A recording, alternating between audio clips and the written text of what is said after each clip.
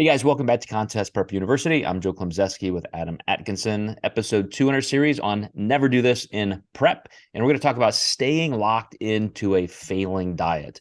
I did a post similar to this morning, Adam, and it's if I feel like things are just not right, and it's not just about changing macros, little tweak here, there.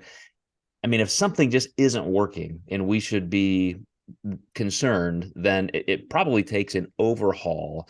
And sometimes what people have reported to us as clients, this is what I've done before, this is what my experience has been, and we kind of think, okay, they got it figured out, I'll meet them where they are. Sometimes that just doesn't work, and you have to be willing to make some major changes instead of riding that same horse all the way to the finish line. Yeah.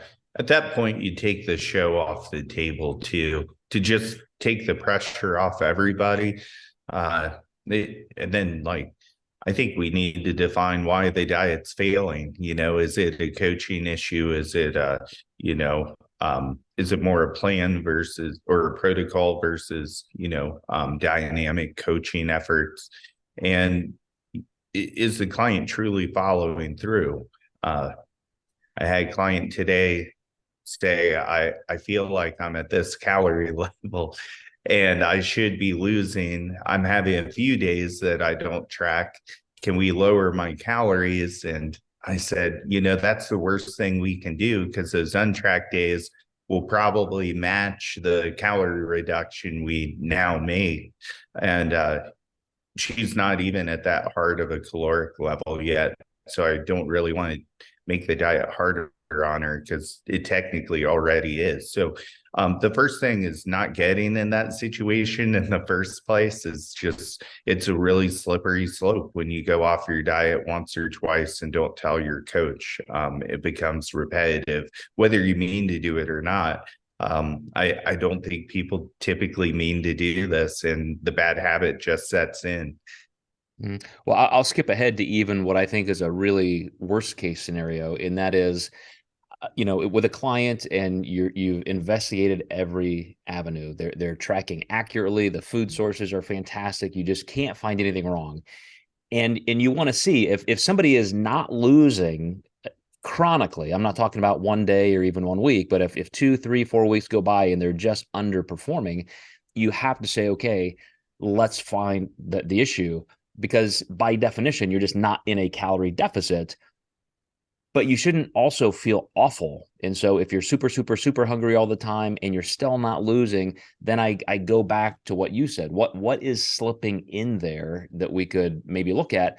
But also going back to my first point, maybe this is a person who just really does better with another ratio of macronutrients. Maybe you're overdoing it with protein and they're kind of endomorphic and they need more calories and carbs.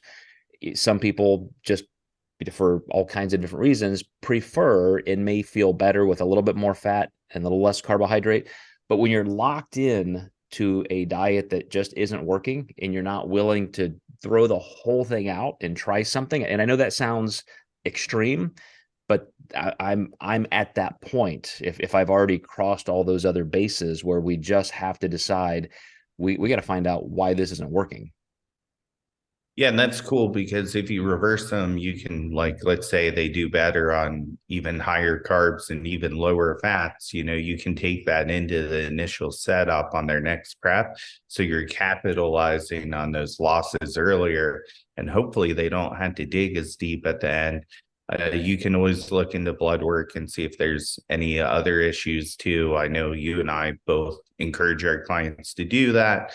And yeah, that's really where true coaching takes place. We just don't give up on people because they, hit a bump in the road. This is actually where it gets exciting for me, because I'll go where other coaches won't. Mm-hmm. I even made a recent change to my nutrition where I just thought, man, I'm at a calorie level where I should be doing better at my pace to lose a little bit of body fat.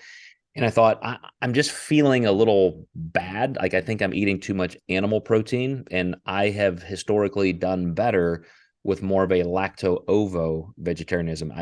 If I'm getting one serving of animal meat a day, that's plenty. So I reduce that. I'm getting a couple servings from a high quality protein powder, maybe some yogurt, even something like a protein bar, but just bringing my protein levels down to a minimum effective dose to allow for a little bit less fat, a little bit more carbs, made all the difference in the world for me. And even though that seems like a small change, it's kind of a big change. I mean, I really overhauled a lot of my food sources. Yeah, that's another great example of, just making small changes for bigger results. All right, guys, well, stay with us. We're going to hit a couple more topics in this series, what not to do in prep. And certainly, as we've talked about right now, at the first two episodes, don't feel obligated in any way. Make sure you are maintaining your own autonomy and don't stay locked into things that seem to be failing. Be ready to make good, quick, decisive changes. See you next time in Contest Prep University.